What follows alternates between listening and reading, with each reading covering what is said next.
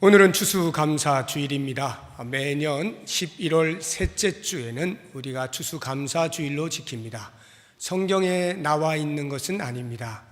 청교도들이 추수를 하고 1년 동안 하나님께서 베푸신 은혜가 얼마나 큰가 하는 것을 기억하기 위하여 감사절을 지키기 시작한 것이 오늘날 모든 기독교에서 그 전통으로 이렇게 추수감사주일을 지키게 되는 것입니다.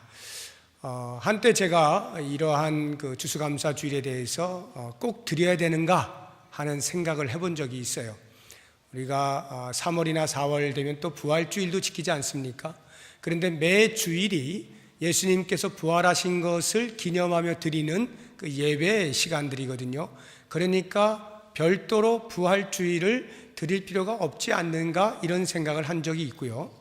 추수감사주일도 역시 꼭 굳이 이렇게 드려야 되는가? 우리가 매주일마다 나올 때 하나님 앞에 감사한 마음을 가지고 나오는 것이고 일상의 삶 가운데서 우리가 늘 감사한 마음이 있어 생활하는 것인데 굳이 따로 한 날을 정할 이유가 무엇이 있겠는가 하는 생각을 하다가 이렇게 제가 답을 찾아보았습니다.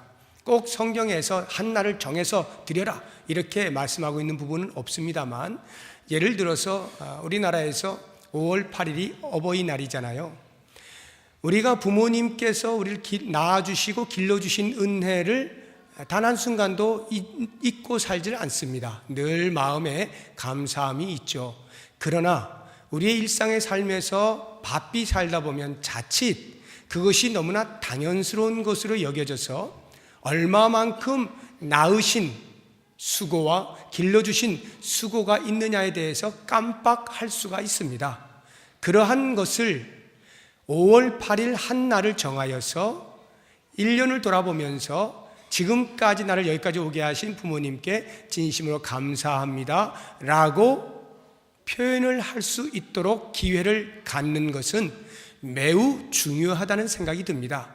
그런 차원에서 우리의 영의 아버지이신 하나님 아버지 앞에 날마다 감사함으로 살아가는 것이지만, 그래도 특별히 한 날을 정하여서 1년을 돌아보면서 자칫 우리가 삶의 바쁨으로 인하여서 하나님의 베푸심을 잊지는 않았는지 점검을 하고 주님 정말 고맙습니다 라고 표현을 특별하게 할 수 있다면 그것은 참 의미가 있는 날이다 하는 생각이 들어서 이제 우리가 이 추수감사주일을 지킬 때마다 그러한 심정으로 감사가 충만하여서 나와 주님 앞에 표현을 하면 좋겠다 하는 생각이 듭니다.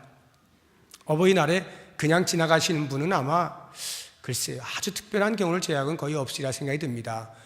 지금이야 이제 성년이 되신 분들은 굳이 편지까지 쓰지는 않으시겠죠. 이제 어렸을 때는 교육상으로도 그렇고 해서 편지까지 쓰게 하고요, 조그맣게라도 자기들의 용돈 가운데 일부를 띄어서 선물을 하도록 이렇게 훈련을 시키지 않습니까? 교육을 시키죠. 이제 성년이 되면 우리의 부모님들을 생각할 때 굳이 이제 편지까지는 안 쓰더라도 선물을 피해갈 수는 없죠. 그러면 큰일 나죠. 우리 부모님들이 가만히 안 계십니다. 이 못된 놈하고 이제 뭐라 하시죠. 그런데 그건 욕을 먹어도 쌉니다. 부모님에게 감사를 할 줄 모르면 금수만도 못하다라고 말하는 거 아닙니까? 짐승만도 못한 그런 존재로 지음받지 않았잖아요. 우리를 낳아주신 부모님에 대한 생각을 하게 마련이에요. 그래서 선물을 꼭 하죠. 형편에 따라서 네일을 해드리는 분도 계시고, 좀 풍성하신 분은 비행기 티켓을 한 장 끊어드릴 수도 있겠죠. 이렇게 그건 형편에 따라 다르겠습니다만 부모님을 향한 감사의 마음만큼은 반드시 표현을 하게 되어 있어요. 그런 것처럼 우리가 추수감사주일을 1년에 한 번 맞이할 때에 우리가 나와서 주님 정말 감사합니다 찬양으로 하나님께 감사를 표현할 뿐만 아니라 우리의 물질들 가운데에서 이것이 전부 하나님께서 은혜를 주셔서 제가 지금까지 먹고 사는 것입니다 하는 것을 고백하면서 감사의 표현을 물질에 담아서 드리는 것입니다. 그런 차원에서 우리가 이 감사를 잊지 않았으면 좋겠어요. 누가복음 17장에 보면 10 문둥병자 이야기가 나오죠. 예수님께서 갈릴리 지방에서 사마리아를 거쳐 예루살렘으로 가시는 길에 한 동네 어구에서 10명의 문둥병자가 예수님이 지나가신다는 소식을 듣고 외쳤습니다. 예수여, 우리를 고쳐주세요. 공생의 기간 동안에 예수님은 많은 병자들을 고치셨고 그 가운데서 특별히 문둥병자들을 많이 고치셨어요. 신학적인 의미가 있는 것인데 그것은 오늘 말씀드리지는 않고, 아무튼 문둥병자를 많이 고치셨다는 소문이 그들에게도 들렸을 거예요. 그러니까 우리도 문둥병자인데 그럼 우리도 고쳐줄 수 있겠네 하고는 예수님이 지나가시는 길을 놓치지 아니하고 외친 거예요. 문둥병자는 사회에서 격리가 되었기 때문에 가까이 가지 못합니다. 그냥 멀리 떨어져서 외쳤겠죠. 예수야, 우리 좀 고쳐주세요. 그랬을 때 예수님께서 모른 척하지 아니하시고 그 10 문둥병자들에게 이야기합니다. 가서 제사장들에게 너희의 몸을 보여라. 어찌된 영문인지 이 문둥병자들은 그 말 한마디를 그대로 받아들입니다. 아니, 그것 말고 지금 당장 저를 고쳐주세요 라고 말을 할 만도 한데 참 믿음이 좋았던 것 같아요. 그냥 제사장에 가서 몸을 보여라 하니까 그 말을 그대로 받아들고 가버린 겁니다. 고쳐지지 않은 상태로 그냥 떠났어요. 놀라운 것은 가는 길에 그 문둥병이 다 나음을 얻게 되었어요. 한 사람도 예외 없이. 그런데 그 가운데에서 단 한 명만이 자기의 나음을 보고 큰 소리로 하나님께 영광을 돌린 후에 나를 고쳐주신 그분께로 다시 돌아가 예수님의 발 앞에 엎드려 감사했다라고 기록을 하고 있어요. 엎드려서 감사했다는 말은 자기가 할 수 있는, 지금의 자리에서, 지금의 형편에서 할 수 있는 모든 것을 다 기울여서 저는 이것밖에는 더 이상 감사를 표현할 길이 없습니다 라고 하는 최상의 태도를 가지고 바짝 엎드려서 자기의 병이 나음에 대하여, 고쳐주심에 대하여 감사를 표현했던 거예요. 바로 그때 예수님께서 그 병자에게 이야기를 합니다. 내가 10사람 고치지 아니하였더냐? 그 9은 어디 있느냐? 이렇게 묻습니다. 내가 10사람을 고쳐주지 아니하였더냐? 이미 예수님은 제사장에 가서 몸을 보이라고 하실 때부터 이미 고쳐주실 것입니다. 그것을 믿음으로 받아들이니까 길가에서 나음을 얻었어요. 그런데 그 가운데서 9명은 자기의 몸이 나은 것에 대하여 흥분하였습니다. 야, 진짜 내 몸이 나았네. 그리고는 그들의 생각은 전부 지금부터 나는 정상인이다. 지금까지 나를 조롱하고 나를 비난하고 나를 우습게 여겼던 사람들에게 가서 보란듯이 내 몸을 보여주겠다. 지금까지 내가 만나고 싶었던 내 부모님, 내 친구들 가서 빨리 내 몸을 보여줘야지. 그 기쁨에 들떠서 누가 자기들을 고쳐주었는지에 대하여서는 전혀 생각을 못하고 있는 바로 그 순간에 오직 한 사람, 예수님께서 말씀하시기를 사마리아인이라 말씀하시는데 그 사마리아인 한 명만이 자기를 고쳐준 자가 누구인지를 인식하고 그분께로 즉시로 달려가 바짝 엎드려서 자기가 할 수 있는 최상의 감사를 표현한 것입니다. 우리가 주님께서 우리에게 베푸신 은혜에 대하여 잊고 산다면 우리의 자녀들이 부모의 수고와 부모의 애씀이 무슨 대가를 받으려고 해서가 아니지만 감사할 줄 모르는 자녀라면 그것은 매를 대서라도 가르치지 않습니까? 그런 것처럼 부모의 심정은 그 사람이, 그 자녀가 나에게 얼마나 잘해주느냐 때문이 아니라 얼마나 사람답게 사느냐를 위하여서 감사를 원하시는 거예요. 그런 것처럼 하나님께서는 우리들에게 하나님이 무엇 부족하셔서 우리에게 뭘 받으시려고 하는 것이 아니라 우리의 존재가 하나님 아니면 안 됩니다를 알게 하기 위하여 그런 감사를 요청하시는 거예요. 그런 차원에서 이러한 감사를 한다는 것은 성도의 마땅한 모습이라 할 수가 있을 것입니다. 그렇다고 한다면 우리가 감사하는 그 감사의 대상이신 여호와 하나님 과연 어떠한 분이신가 하는 것을 묵상해 볼 필요가 있는데 오늘 본문의 말씀이 시편 기자인 다윗을 통하여 우리들에게 이러한 하나님을 소개하고 있습니다. 성경에 보면 하나님의 이미지가 약 100여 가지가 나옵니다. 대단히 많아요.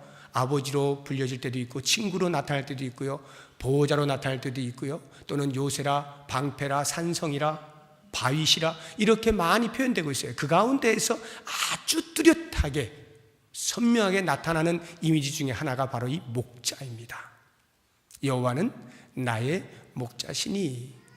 다윗은 분명하게 고백을 했습니다. 자기 자신이 목자의 삶을 살았잖아요. 그것을 연상하면서 나의 목자는 여호와이십니다 라고 고백을 하고 있는 것입니다. 이 목자는 양에게 있어서는 절대적인 존재입니다. 그냥 있어도 되고 없어도 되는 그런 존재가 아니라, 양에게는 목자가 없으면 단 한 발자국도 옮기지 못해요. 옮겨봐야 길을 잃어버립니다. 그러니까 양에게서는 목자가 없는 인생은, 목자가 없는 양의 생은 상상할 수가 없어요. 다윗이 여호와는 나의 목자시니라고 고백할 때 바로 그와 같은 심정으로 고백한 거예요. 주님 없이는 저는 단 한순간도 살지 못하는 존재입니다. 이렇게 고백을 하는 것입니다. 제가 이 말씀을 준비하다가 책을 읽는 중에 이런 재밌는 글을 읽게 됐어요. 목사님이 이제 다른 교회 가서 이제 설교를 하시게 되었어요. 강사 목사님이 되었는데, 그쪽 교회의 이제 사무원이 이제 주보에 실기 위하여 그 말씀의 제목과 그 본문을 이제 전화를 해서 목사님에게 여쭈어보았습니다. 목사님, 다음 주에 그 주보를 실으려고 하는데 본문이 어디신가요? 시편 23편입니다. 제목은 뭔가요? 여호와는 나의 목자시니. 이렇게만 말씀하시니까 이 사무원이 네, 그래서 그 다음은요? 이렇게 물었어요. 그 다음이 더 있는 것으로 이제 여기고 이렇게 기다리고 있는데, 그 목사님께서 약간 퉁명스럽다는 듯이 그거면 됐지 뭐가 더 필요해? 이렇게 이야기를 한 거예요. 그래서 사모님이 좀 당황을 한 겁니다. 하고는 네 알겠습니다 목사님 하고 딱 끊었어요. 그리고는 그 다음 주에 이제 목사님이 오셔서 주보를 다 받아보니까 제목이 여호와는 나의 목자시니 그거면 됐지 뭐가 더 필요해? 이렇게 적혀 있었더라는 거예요. 그 목사님은 좀 퉁명스러웠을런지 몰라도 성경은 참 친절합니다. 다윗은 그 다음 이야기를 우리에게 해주고 있죠. 여호와는 나의 목자시니 내게 부족함이 없으리로다. 이렇게 자상하게 해주었어요. 그런데 가만히 생각해 보시면요, 내게 부족함이 없으리로다 라고 하는 말과 그거면 됐지 뭐가 더 필요해 라고 하는 말이 뭐가 다릅니까? 똑같지 않아요? 그냥 시적인 표현인 거고, 하나는 우리의 일상적인 말투일 뿐이죠. 그거면 됐지, 여호와가 나의 목자시면 됐지 뭐가 더 필요해? 그렇습니다. 주님이 나의 목자가 되시면 그것으로 족한 것입니다. 그렇다고 하면 부족함이 없다, 내게 부족함이 없다라고 하는 이 말의 의미는 진짜 무엇일까요? 무엇이 부족함이 없다는 말일까요? 내가 갖고 싶은 것 하나님께 다 알아서 주신다는 말일까요? 남들 전혀 부러울 것 없이 풍성한 삶을 산다는 것일까요? 언제 어느 때라도 단 한 번도 어려운 경우가 없이 평탄한 길을 쭉 걷는다는 것일까요? 어느 한순간도 괴로움과 슬픔이 없이 언제나 평화스러운 삶을 산다는 것일까요? 그것을 가리켜서 부족함이 없다라고 다윗이 지금 고백을 하는 것일까 하는 것을 생각해 보면 그렇지가 않아요. 우리가 2절과 3절의 말씀을 보면 마치 그렇게 고백하는 것 같이 들려요. 여호와는 나의 목자시니 내게 부족함이 없으리로다. 그가 나를 푸른 초장에 누이시며 쉴만한 물가로 인도하시는도다. 푸른 초장으로 데리고 가시면서 날마다 푸른 초장을 먹이시고 쉴만한 물가로 가서 물도 마시게 하고 쉬게 만드시는 거예요. 이야, 정말 평화로운 모습 아닙니까? 여러분, 전원 생활을 할 때 목초가 그냥 쫙 깔려있는 들판에 양들이 마음껏 먹고 마음껏 쉬고 하는 이러한 장면이 연상되지 않아요? 그런데 말이죠, 실제로 팔레스타인 땅은요 그런 땅이 없어요. 비가 내리는데 1년에 단 3주 정도밖에 안 내립니다. 그 외에는요, 간간히 어쩌다 조금씩 내리고요, 거의 대부분이 이슬 내리는 거, 그거 머금고 산에 목초들이 자라는 거예요. 그렇다고 할 때 그 팔레스타인 땅이 그만큼 푸르른 곳을 찾아보기가 힘든 땅이라고 할 때에, 더군다나 그 강우량이 너무나 작아가지고 물 이렇게 언제든지 풍성한 자리를 찾는 것이 쉽지 않다라고 할 때에, 목자가 양을 끌고 가서 그 양으로 푸른 초장에 누이시며 쉴만한 물가로 인도하신다는 것은, 양은 모르죠. 그냥 목자 가는 대로 졸졸 따라가면 푸른 초장 나오고, 목자 따라가면 쉴만한 물가 나오지만, 그것을 위하여 목자는 얼마나 많은 발품을 해야 되는지 모릅니다. 계속 찾아다니는 거예요. 그래서 여기도 황량하고 저기도 황량한데 어디에 내 양들이 먹을 푸른 풀밭이 있을까 찾아야 되는 거예요. 사방을 찾아서 겨우 발견하면 거기에 풀어놓고 먹이는 겁니다. 무엇을 말합니까? 우리의 인생이 이런 광야 같은 삶을 산다, 이런 말이에요. 푸른 풀밭 찾기 힘든 삶이라, 이런 것이죠.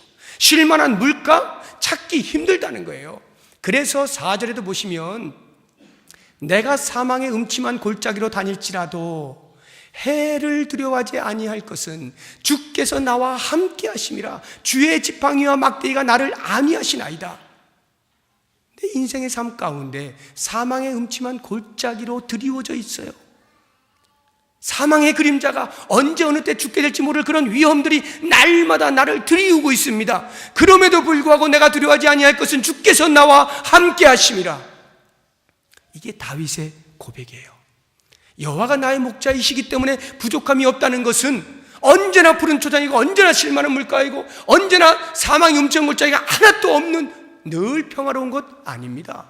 5절도 보시면, 주께서 내 원수의 목전에서 상을 베푸시고 나로 먹게 하시고 내 머리에 기름을 바르시고 내 잔이 넘칩니다라고 말하는 것이 뭡니까? 내 삶 가운데 원수가 있다는 거예요. 나를 대적하는 자들이 있다는 거예요. 내 신앙에 대하여 시비를 거는 자들이 있다는 것입니다. 내가 잘됨에 대하여서 시기하는 자들이 있다는 거예요. 내가 못되는 것에 대하여 비난하는 자들이 있다는 것입니다. 그러한 인생이에요. 그럼에도 불구하고 다윗이 내게 부족함이 없다라고 말하는 것은, 그 인생에 하나님께서 나와 함께 하시기 때문이다. 이 고백을 하는 거예요. 이것이 바로 여호와는 나의 목자시니 라고 하는 말씀의 의미인 거예요. 자, 그렇다고 하면 우리의 인생을 돌아보아 그럼에도 불구하고, 내게 부족함이 없다라는 이 고백을 함에도 불구하고 여전히 내 마음 가운데 부족함을 느끼게 되는 것은 무엇입니까?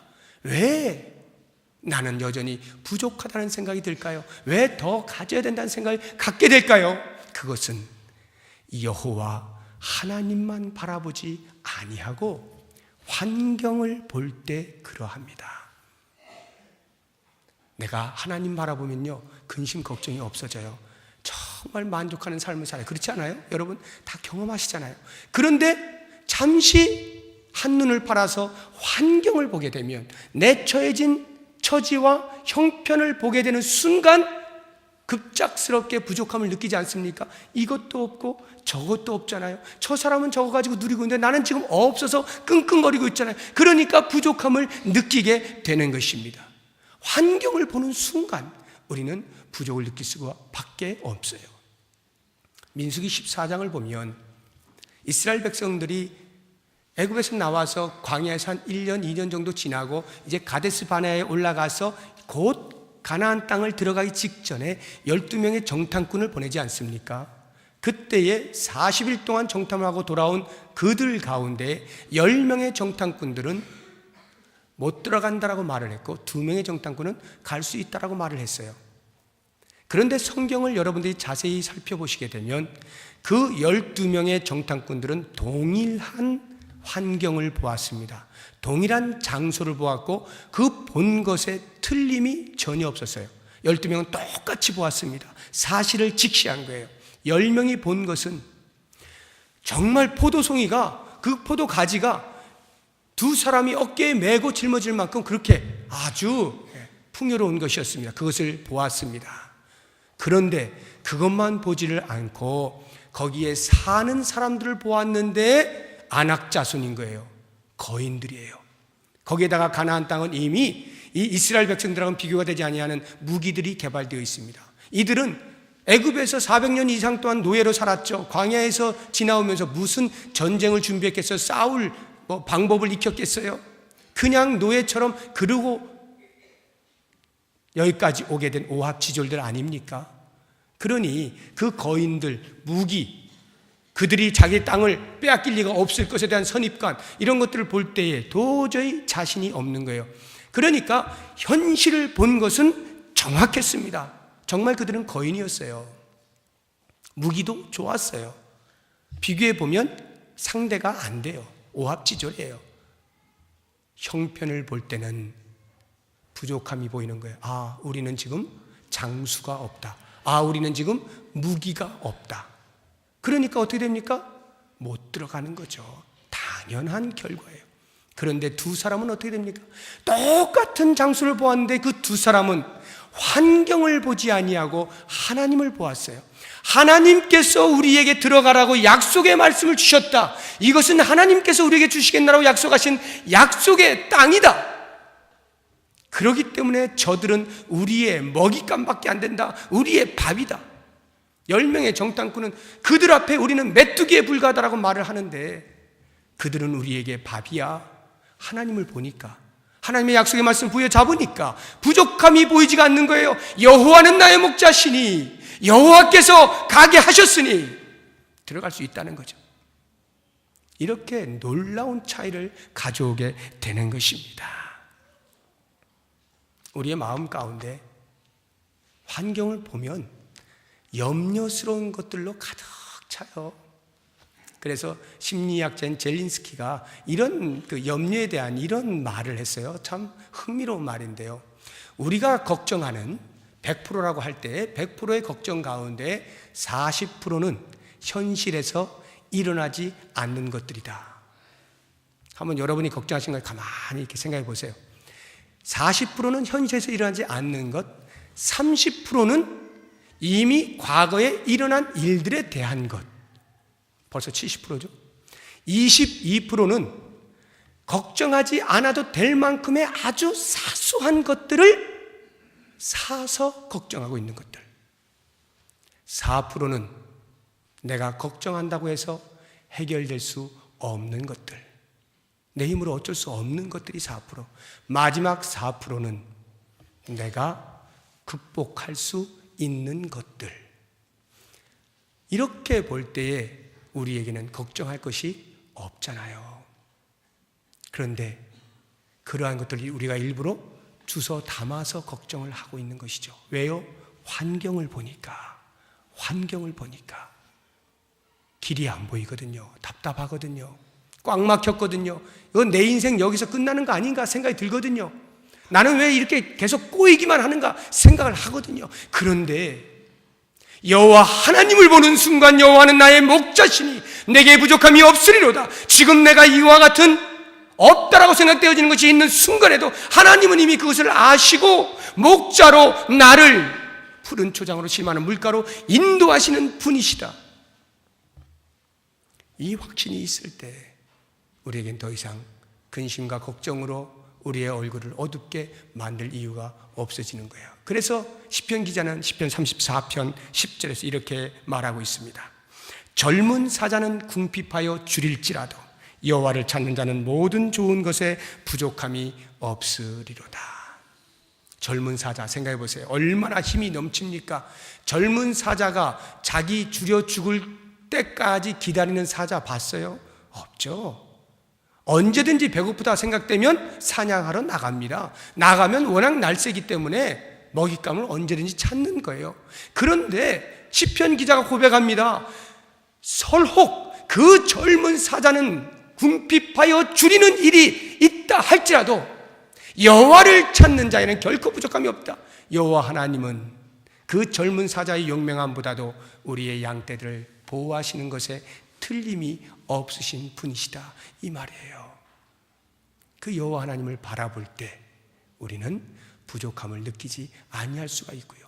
또 한 가지, 그래서 우리가 부족함을 느끼지 아니할 때 나타난 자연스러운 현상인 하나님께 대한 이 감사, 이것은요 우리의 생각을 바꾸면 감사가 나올 수 있는 거예요.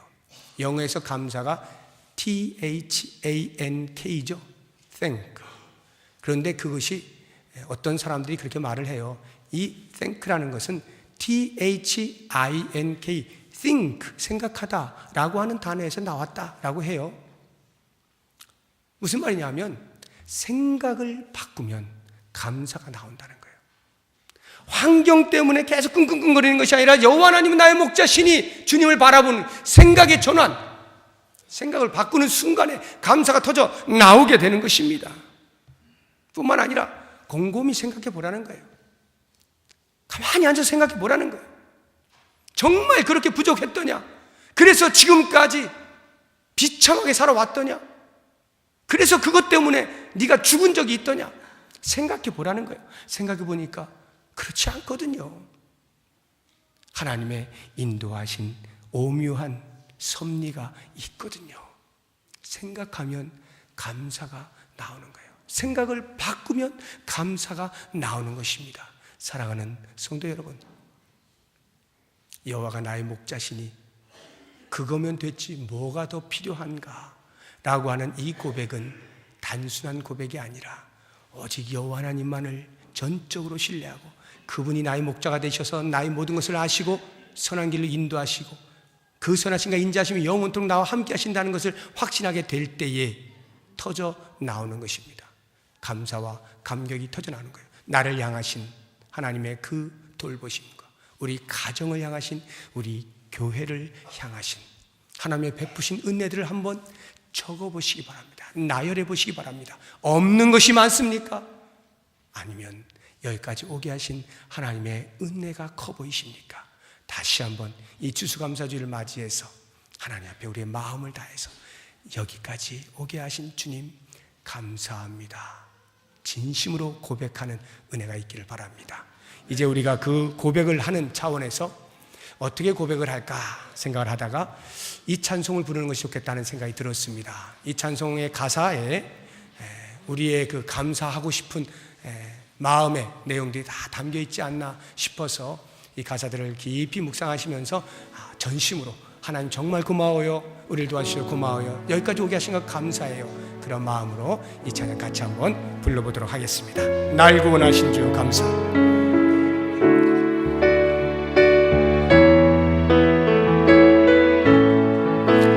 날 구원하신 주 감사, 모든 것 주심 감사, 지난 추억 내 감사, 주 내 곁에 계시네, 향기로운 봄철의 감사, 외로운 가을날 감사, 사라진 눈물도 감사,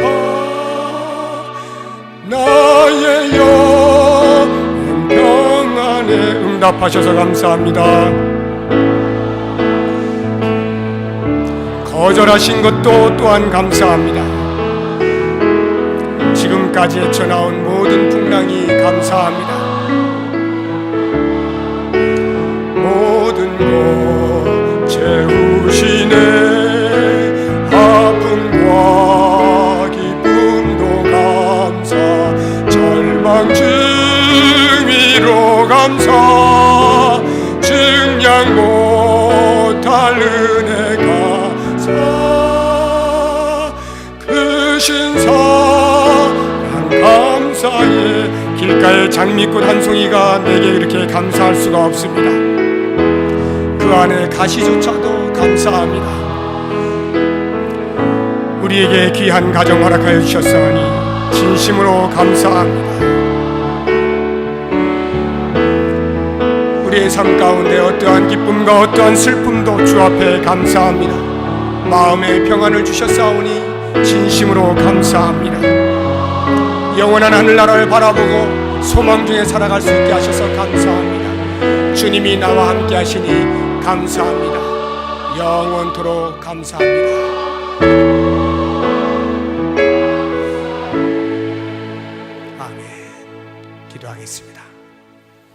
하나님 아버지, 감사합니다.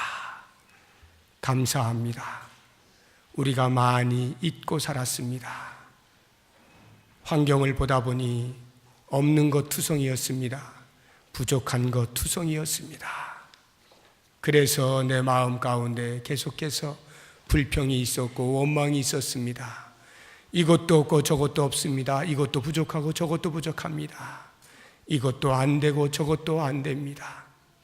우리의 입술에 담지 말아야 할 것들 과감하게 버리게 하시고, 이제부터는 여호와는 나의 목자시니 내게 부족함이 없습니다. 이것도 감사하고 저것도 감사합니다. 진실한 감사가 차고 넘치게 하여 주시옵소서.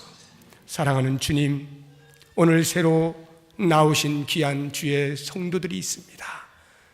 온 성도들과 함께 기쁨의 감사 예배를 드려 싸움나니 저들의 삶 가운데 영원토록 주님이 주인 되어 주셔서 참으로 이전에 알 수 없었던 놀라운 기쁨이 넘치게 하시고 하늘의 소망과 영생의 선물을 받아 누릴 수 있도록 축복하여 주시옵소서.